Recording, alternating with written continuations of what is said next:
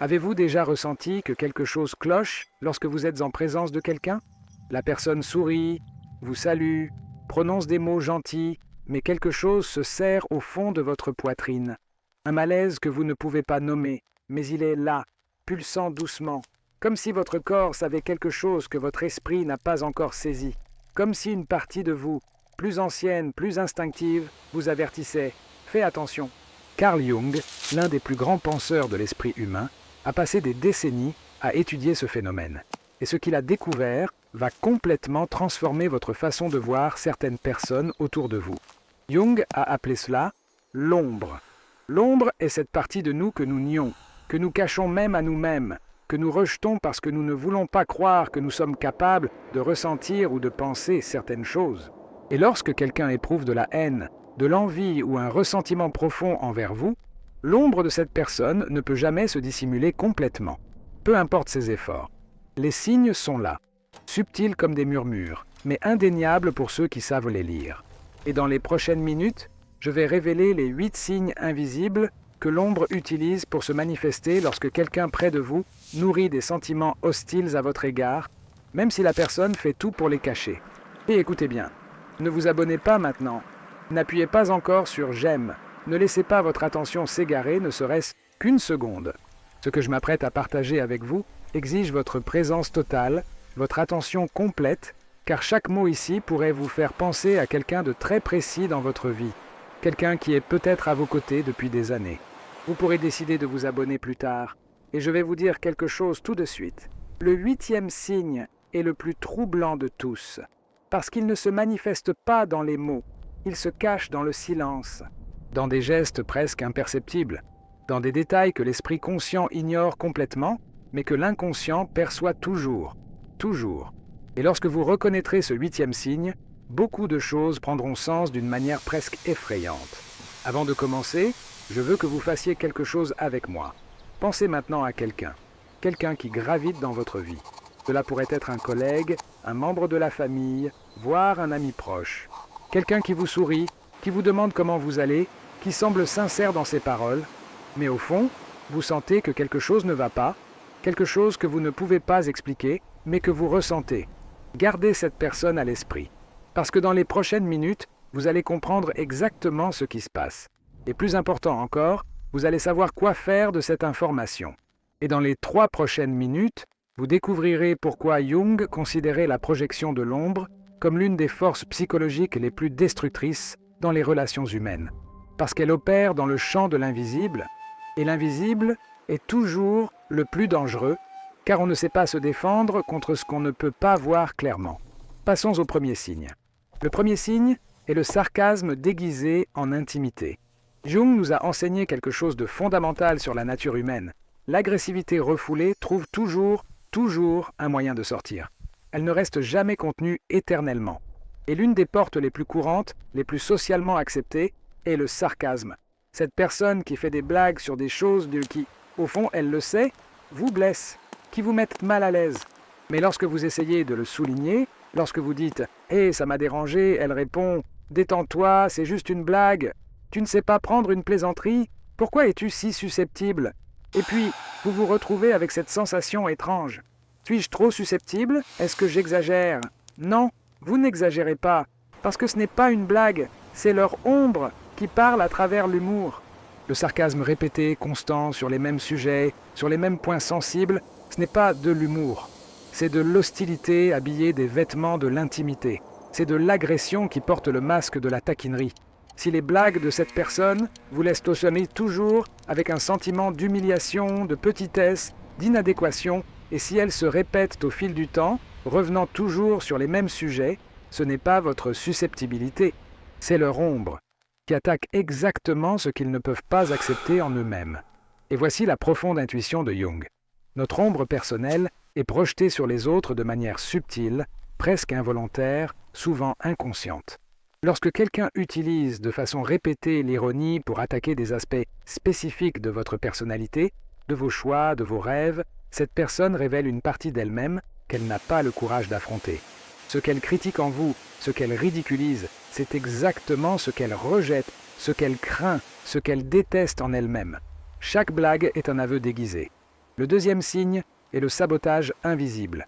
Et celui-ci est particulièrement insidieux parce qu'il se produit dans les coulisses de votre vie. Il y a des gens qui ne vous attaquent pas de front. Ils ne vous confrontent pas. Ils ne se battent pas. Ils sabotent dans l'ombre. Jung appelait cela la projection de l'infériorité.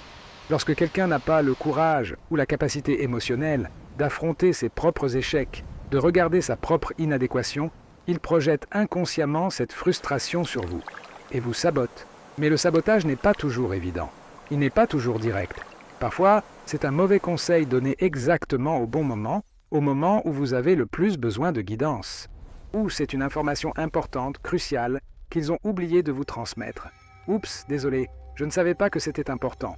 De petites erreurs, de petits oublis, de petits malentendus qui, lorsque vous faites le compte, vous empêchent pas d'atteindre votre objectif, vous font trébucher, vous font douter de vous-même. Si cela se répète de manière constante, si cela arrive toujours aux moments les plus cruciaux de votre parcours, ce n'est pas de la distraction, ce n'est pas de l'oubli, c'est l'ombre de cette personne qui agit à travers son inconscient. Jung a expliqué quelque chose qui est difficile à accepter, mais vrai. Lorsqu'une personne ne peut pas gérer son propre sentiment d'inadéquation, lorsqu'elle se sent inférieure, mais ne veut pas l'admettre même à elle-même, elle essaie d'équilibrer cette douleur intérieure en vous faisant obstacle.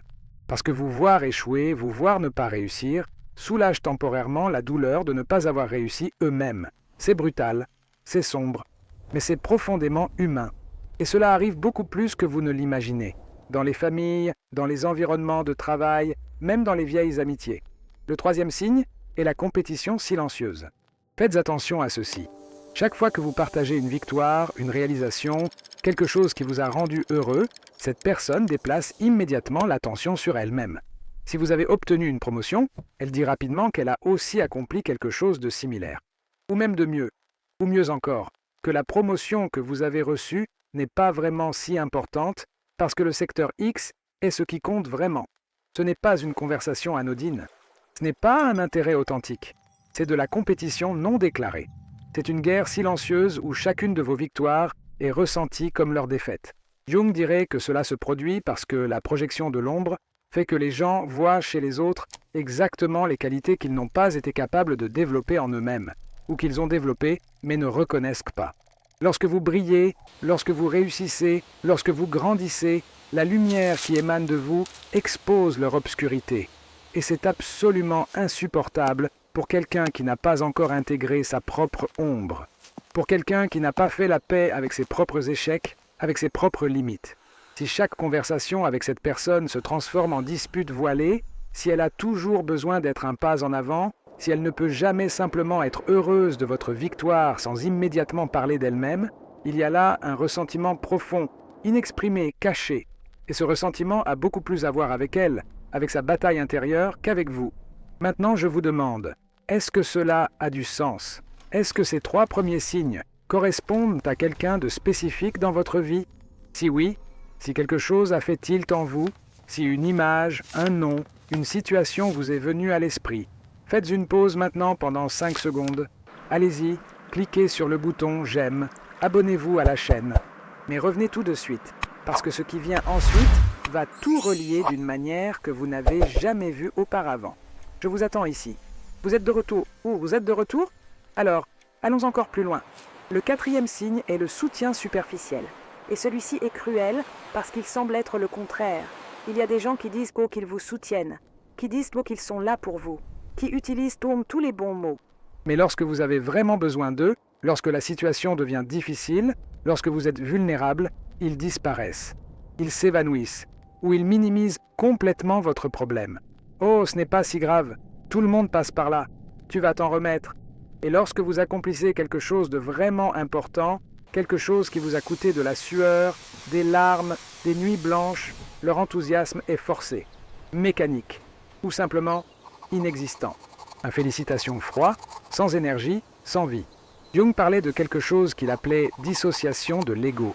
C'est lorsqu'une personne est émotionnellement déconnectée des autres. Non par choix conscient, mais par un mécanisme de défense inconscient. Elle ne peut pas ressentir de joie authentique pour votre succès parce que, pour elle, inconsciemment, votre succès la blesse. Chacune de vos victoires est ressentie comme leur défaite. Comme s'il y avait une quantité limitée de succès dans le monde, et si vous gagnez, ils perdent. Observez ce schéma attentivement. Cette personne est disponible dans des moments banals, superficiels, lorsque cela ne coûte rien d'être présent. Mais elle disparaît complètement dans les moments clés de votre vie. Lorsque vous avez le plus besoin de soutien émotionnel, elle a une excuse toute prête. Lorsque vous brillez le plus, lorsque vous accomplissez quelque chose de significatif, elle se tait ou change rapidement de sujet. Ce schéma n'est pas accidentel, ce n'est pas une coïncidence. C'est l'ombre de cette personne qui choisit consciemment où apparaître et où se cacher. Parce qu'être présent dans vos moments de gloire exigerait d'elle quelque chose qu'elle ne peut pas donner, la capacité de célébrer quelqu'un d'autre qu'elle-même. Le 5e signe est le contrôle déguisé en sollicitude. Et celui-ci est particulièrement difficile à identifier parce qu'il arrive enveloppé dans des mots de préoccupation, d'amour, de protection. Il y a des gens qui essaient de dominer chaque aspect de votre vie en disant que c'est pour votre bien, que c'est parce qu'ils se soucient de vous, que c'est parce qu'ils veulent vous protéger de faire des erreurs. Ils critiquent chacun de vos choix, questionnent chaque décision, doutent constamment de votre capacité à savoir ce qui est le mieux pour vous. Et ils font cela toujours avec ce ton de voix inquiet, comme s'ils étaient les seules personnes au monde qui voient vraiment la vérité sur vous. Jung a dit quelque chose de profond à ce sujet. Le besoin de contrôler les autres naît toujours de la peur du chaos intérieur. Les gens qui ne peuvent pas gérer leur propre incertitude, leur propre anxiété, leur propre sentiment d'être hors de contrôle, essaient désespérément de gouverner la vie des autres. Parce que s'ils peuvent vous contrôler, s'ils peuvent dicter comment vous devriez vivre, ce que vous devriez penser, ce que vous devriez ressentir, ils n'ont pas à faire face à leur propre instabilité émotionnelle. L'indicateur clé ici, le signal d'alerte rouge, est comment vous vous sentez après avoir interagi avec cette personne. Si après chaque conseil vous vous sentez plus incertain qu'avant, plus dépendant, plus incapable, plus petit, ce n'est pas de l'amour. Ce n'est pas de la sollicitude. C'est de la manipulation émotionnelle. Leur ombre essaie de vous garder piégé, de vous garder petit, parce qu'ils ne peuvent pas supporter. Ils ne peuvent vraiment pas gérer l'idée de vous voir libre, de vous voir autonome, de vous voir ne plus avoir besoin d'eux. Le 6e signe est le commérage et la distorsion systématique de votre image. Et celui-ci est particulièrement douloureux lorsque vous le découvrez. Les gens qui portent une hostilité cachée, qui nourrissent un ressentiment profond, attaquent rarement directement, face à face. Ils préfèrent la méthode plus lâche, dire du mal de vous dans votre dos, répandre des informations déformées, exagérées, parfois complètement inventées, planter des graines de doute sur vous dans l'esprit des autres. Jung l'a expliqué brillamment. Le besoin de discréditer les autres est toujours une tentative inconsciente de projeter ses propres insécurités, ses propres faiblesses, ses propres défauts. Lorsque quelqu'un se sent profondément inférieur, mais ne peut pas l'admettre, il essaie d'équilibrer cette douleur intérieure en jetant une lumière négative sur vous. C'est une façon désespérée, même pathétique, de soulager temporairement la douleur de sa propre inadéquation. Si vous remarquez que les gens autour de vous commencent à vous traiter différemment sans explication claire, si des collègues qui étaient neutres deviennent soudainement froids, si des amis commencent à vous éviter, il est très possible que quelqu'un répande des histoires sur vous. Et voici quelque chose que Jung nous a enseigné et qui est libérateur lorsque vous le comprenez. Ces histoires, ces distorsions, en disent beaucoup plus sur celui qui les raconte que sur vous. Chaque mensonge que quelqu'un invente sur vous est en réalité un aveu voilé sur lui-même. Attendez. Arrêtez tout maintenant pendant 1 seconde. Pensez. Combien de fois avez-vous été jugé pour quelque chose que quelqu'un a dit sur vous, et non pour ce que vous avez réellement fait ou dit? Combien de fois votre réputation a-t-elle été ternie par une version déformée de qui vous êtes? Ressentez cela maintenant dans votre corps. Où habite cette douleur? Dans votre poitrine? Dans votre gorge? Dans votre estomac? Parce que c'est l'une des façons les plus cruelles, les plus lâches, dont l'ombre agit. Elle détruit les réputations silencieusement, lentement, sans même que vous sachiez que cela se produit, jusqu'à ce que les effets soient déjà consolidés. Le 7e signe est l'incapacité absolue à célébrer vos accomplissements. Lorsque vous atteignez quelque chose de vraiment important, quelque chose qui a signifié lutte, dévouement, persévérance, et que la personne réagit avec une froideur totale, change immédiatement de sujet, ou, pire encore, essaie activement de diminuer, minimiser, dévaloriser votre accomplissement, soyez très attentif. Jung a expliqué que l'incapacité à se réjouir authentiquement pour les autres révèle toujours un conflit intérieur profond, non résolu, encore saignant. Les gens comme ça voient votre succès comme un miroir douloureux qui reflète leur propre échec. Chacune de vos victoires est un rappel brutal, insupportable, de ce qu'ils n'ont pas été capables d'accomplir, de ce qu'ils ont essayé et raté, ou pire, de ce qu'ils n'ont même pas eu le courage d'essayer. C'est pourquoi ils essaient désespérément de minimiser ce que vous avez accompli. Avec des phrases apparemment innocentes comme « Oh, ce n'est pas si important, n'importe qui peut faire ça » ou « J'ai aussi fait quelque chose de similaire il y a un moment, ce n'est pas grand-chose » ou même « Tu aurais pu faire mieux, si tu avais essayé plus fort, tu serais allé plus loin ».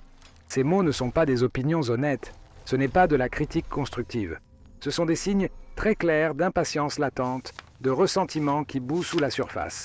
Si quelqu'un autour de vous a une difficulté constante, répétée, à célébrer vos victoires, montre plus d'irritation que de joie, plus d'indifférence que d'enthousiasme, il se passe quelque chose de très profond là.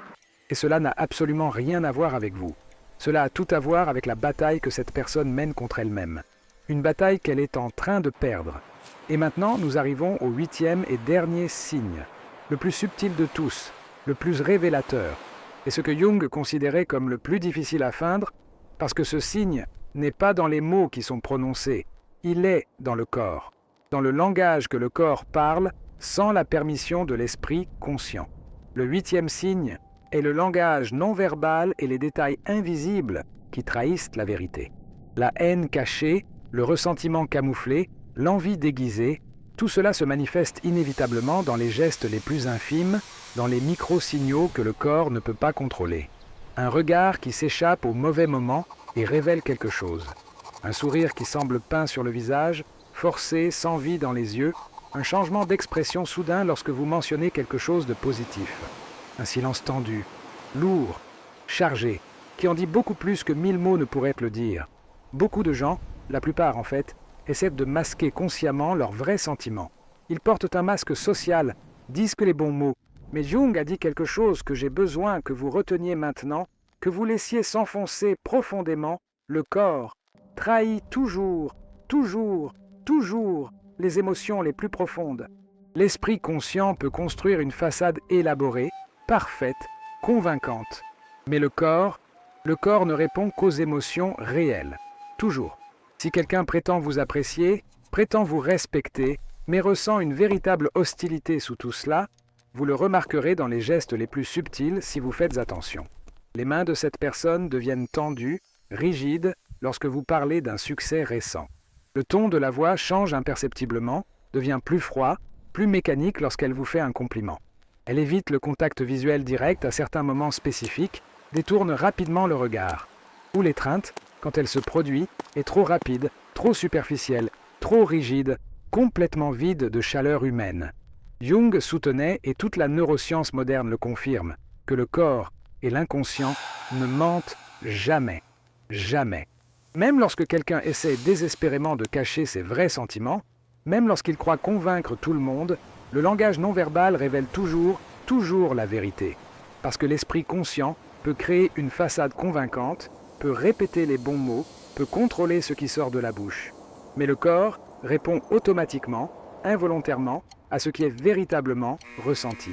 Et voici ce que j'ai le plus besoin que vous compreniez profondément, que vous laissiez pénétrer toutes les couches de votre être, si vous ressentez une tension inexplicable, un malaise sans raison apparente, une froideur qui n'est pas justifiée par les mots prononcés. Faites confiance à vos instincts, faites confiance à cette sensation dans votre estomac, à cette oppression dans votre poitrine, à cette alerte silencieuse que votre corps vous donne. Vous avez peut-être capté un signal que votre esprit conscient a encore énormément de difficultés à rationaliser, à mettre en mots, à accepter comme réel. Mais le corps sait déjà. Le corps sait toujours en premier, et le corps ne se trompe jamais. Jamais. Maintenant, fermez les yeux pendant 3 secondes. Allez-y, fermez-les vraiment. Prenez une profonde inspiration, une vraiment profonde, et ressentez cela dans votre corps maintenant. Pensez à cette personne qui vous est venue à l'esprit au début de cette vidéo. La personne que je vous ai demandé de garder en mémoire. Où ressentez-vous la vérité sur cette personne? Est-ce dans votre poitrine, oppressant? Dans votre gorge, étouffant? Dans votre estomac, se tordant? Observez simplement maintenant. N'essayez pas de changer cela. Ne jugez pas. Ressentez simplement. Reconnaissez simplement. Parce que l'esprit n'est pas juste une pensée abstraite flottant dans l'air. Il vit aussi dans le corps. Il se manifeste dans le corps, et le corps vous a déjà donné la réponse. Vous avez juste besoin d'écouter. Notez cela maintenant ou mettez la vidéo en pause si vous en avez besoin. L'ombre se révèle toujours, sans exception. Laissez cette phrase pénétrer complètement dans votre conscience. Laissez-la résonner. Parce que cette phrase seule, si vous la laissez vraiment entrer et s'installer dans votre système, peut transformer radicalement la façon dont vous voyez absolument toutes vos relations. Et voici quelque chose que Jung a découvert après des décennies d'études de la psyché humaine, quelque chose qui change tout lorsque vous le comprenez vraiment, lorsque vous reconnaissez l'ombre chez un autre, lorsque vous identifiez ces 8 signes chez quelqu'un, vous vous rapprochez en réalité de la reconnaissance de votre propre ombre. Parce que personne ne peut identifier chez un autre ce qui n'existe pas d'une manière mystérieuse, en soi également. C'est le miroir que Jung nous offre. C'est troublant, oui. C'est inconfortable, oui. Mais c'est profondément libérateur lorsque vous avez le courage de vraiment regarder. Parce que toute reconnaissance extérieure est une invitation à la reconnaissance intérieure. Si vous ressentez cela maintenant, si ce message résonne profondément quelque part en vous, si quelque chose bouge, se réorganise, écrivez dans les commentaires le mot « projection ». Et lorsque vous écrivez ce mot, ne l'écrivez pas machinalement, faites attention. Observez ce qui se passe dans votre corps à cet instant précis. Ressentez l'énergie qui bouge, qui change, qui se réorganise. Parce que lorsque vous nommez consciemment la projection, lorsque vous apportez la lumière sur elle, vous commencez à désactiver le pouvoir qu'elle avait sur vous.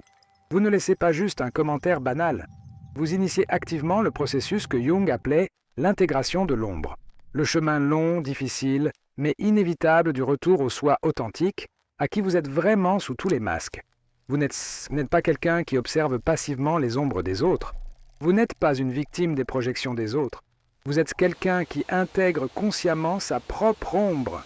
Et lorsque vous faites vraiment cela, lorsque vous regardez votre propre obscurité et l'acceptez comme faisant partie de qui vous êtes, vous devenez complètement immunisé contre les projections des autres. Parce que vous avez déjà reconnu l'obscurité en vous, et vous avez fait la paix avec elle. Maintenant vient peut-être la partie la plus importante de tout ce que j'ai dit jusqu'à présent. Jung nous a enseigné, nous a imploré de comprendre que reconnaître ces 8 signes chez les gens autour de vous n'est que seulement le premier pas. Le deuxième pas, le pas le plus difficile, est de comprendre profondément que ces gens ne sont pas des méchants de cinéma. Ce ne sont pas des monstres, ce ne sont pas vos ennemis naturels, ce sont des êtres humains non intégrés, fragmentés, blessés. Leur ombre agit, attaque, projette, parce qu'ils n'ont pas encore eu le courage ou l'opportunité ou le soutien nécessaire pour regarder à l'intérieur, pour affronter leur propre obscurité, pour accepter leurs propres défauts, leurs propres peurs, leurs propres inadéquations. Et voici le choix que vous avez maintenant, à cet instant précis. Vous pouvez vous distancer complètement de ces personnes. Et souvent, surtout lorsque la toxicité est très intense, lorsque les dommages sont très profonds, ce n'est pas seulement conseillé, c'est absolument nécessaire pour votre santé mentale, émotionnelle, spirituelle. Ou vous pouvez faire quelque chose de différent. Vous pouvez maintenir une distance saine, consciente, sachant exactement ce qui se passe dans les coulisses psychologiques, sans vous laisser contaminer, sans absorber le poison, sans intérioriser les projections. Parce que lorsque vous comprenez vraiment la dynamique de l'ombre, lorsque vous voyez clairement le jeu qui se joue, cela perd complètement, totalement le pouvoir de vous blesser. Vous voyez le plateau, vous voyez les pièces, vous voyez les coups avant qu'ils n'arrivent. Et lorsque vous voyez le jeu avec une telle clarté, vous cessez simplement de jouer. Vous sortez du plateau, vous observez de l'extérieur, même avec compassion, mais sans vous impliquer émotionnellement. Souvenez-vous maintenant de ce que j'ai dit au tout début, lorsque nous commencions ce voyage ensemble, sur le fait que l'ombre ne peut jamais se cacher complètement, ne peut jamais dissimuler tous les signes. Maintenant, vous comprenez exactement pourquoi, n'est-ce pas? Parce que les 8 signes que j'ai révélés ici ne sont pas des astuces psychologiques. Ce ne sont pas des techniques de manipulation que quelqu'un apprend consciemment. Ce sont des manifestations inévitables, automatiques, de quelque chose qui n'a pas été intégré, d'une partie de la psyché qui se bat désespérément pour être vue, pour être reconnue, pour être acceptée. Et Jung a passé littéralement toute sa vie à nous montrer, à travers des milliers de pages, des dizaines de livres, que la seule vraie façon d'arrêter de projeter l'ombre sur les autres, c'est d'avoir le courage brutal de regarder à l'intérieur, d'affronter sa propre obscurité. de s'asseoir avec ses propres démons, et de reconnaître, d'accepter, d'intégrer que cette obscurité fait partie de qui vous êtes. Ce n'est pas quelque chose de séparé, ce n'est pas quelque chose que vous pouvez découper, c'est une partie intégrante de la totalité de votre être. Si vous êtes arrivé jusqu'ici, si vous avez regardé jusqu'à ce moment, vous faites partie d'un groupe très rare. Vous faites partie des 3% de personnes qui regardent réellement des contenus entiers jusqu'à la fin, qui ont la capacité d'attention profonde, qui sont véritablement engagés dans la transformation réelle de la conscience, et non pas seulement à la recherche de divertissements superficiels ou de distractions rapides. Abonnez-vous à la chaîne maintenant et activez les notifications pour recevoir les prochains contenus. Et voici quelque chose d'absolument crucial, qui peut multiplier de façon exponentielle, d'une manière presque effrayante, l'impact que ce message aura sur votre vie. Enregistrez cette vidéo tout de suite. Cliquez sur « Enregistrer » et marquez sur votre calendrier, sur votre téléphone, où que ce soit, de revenir ici dans exactement 7 jours, une semaine. Parce que je vous garantis quelque chose, vous percevrez des couches entières de signification, des intuitions qui sont complètement passées inaperçues le maintenant, des connexions que votre esprit conscient n'a pas pu faire la première fois.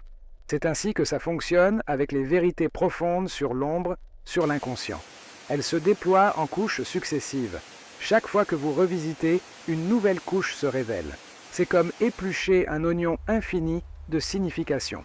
Souvenez-vous maintenant de ce que j'ai dit sur le fait que le corps trahit toujours les émotions les plus profondes, sur le langage non verbal qui révèle la vérité que les mots tentent de cacher. Cela résonnera d'une manière complètement différente, d'une clarté cristalline presque troublante lorsque vous revisiterez ce contenu dans une semaine. C'est le pouvoir incroyable de l'intégration de l'ombre. Elle continue de se révéler, de se déployer, de s'approfondir au fil du temps. Et si vous connaissez quelqu'un qui traverse exactement cela en ce moment, quelqu'un de proche, dont vous savez qu'il ressent qu'il y a des gens autour de lui avec une hostilité cachée, mais ne peut pas l'identifier clairement, ne peut pas mettre le doigt dessus et dire « c'est ça », partagez cette vidéo avec cette personne maintenant, immédiatement. Vous pourriez littéralement être l'instrument, le canal, pour délivrer le bon message au moment absolument parfait à quelqu'un qui a vraiment désespérément besoin d'entendre cela. Et si vous voulez continuer à approfondir cette compréhension de l'ombre, de la façon dont elle opère non seulement chez les autres, mais principalement en vous, de la façon de faire le véritable travail d'intégration que Jung nous a enseigné, cliquez sur la prochaine vidéo qui apparaîtra sur l'écran maintenant, où je révèle comment intégrer votre propre ombre de manière pratique et cesser d'attirer des personnes toxiques dans votre vie. Parce que lorsque vous intégrez votre ombre, le monde autour de vous change d'une manière presque magique. Le moment de commencer ce travail n'est pas demain. Ce n'est pas lundi. Ce n'est pas quand vous vous sentirez prêt. C'est maintenant. Parce que chaque jour qui passe renforce l'ancien schéma, solidifie les défenses, durcit la résistance. Merci d'être arrivé jusqu'ici, d'avoir eu le courage de regarder ces vérités inconfortables. À la prochaine vidéo.